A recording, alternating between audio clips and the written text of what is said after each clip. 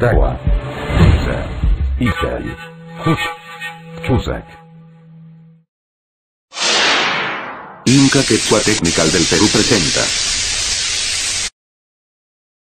nuestro quechua, el primer idioma oficial del Perú y de la gran nación continental del Tahuantinsuyo. A continuación presentamos a los herederos de la gloria del Incario e infatigables estudiantes del lenguaje quechua inca, la escritura y descripción de los 31 fonemas del abecedario de nuestro runacín peruano. Análisis del decreto ley número 21.156 que declara al quechua como idioma oficial del Perú. La oficialización del quechua implica la revitalización de los más auténticos sentimientos patrióticos y peruanistas. La oficialización del quechua implica la unificación de la familia peruana, con iguales deberes y derechos.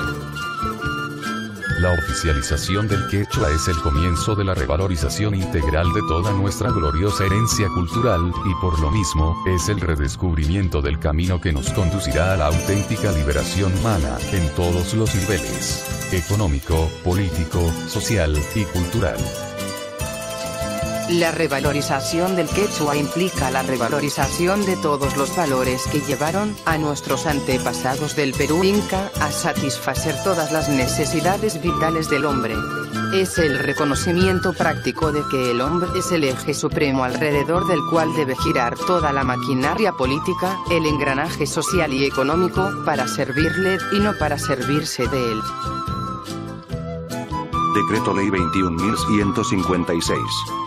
El presidente de la República del Perú, por cuanto que la lengua quechua constituye un legado ancestral de la cultura peruana, cuya esencia debe ser preservada por el Estado.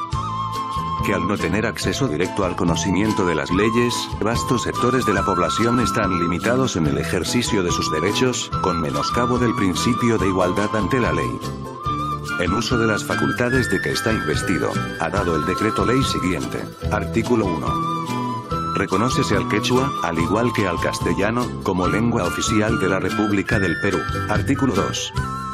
A partir de la iniciación del año escolar de 1976, la enseñanza del quechua será obligatoria en todos los niveles de educación de la República. Dado en la Casa de Gobierno de Lima, a los 27 días del mes de mayo de 1975.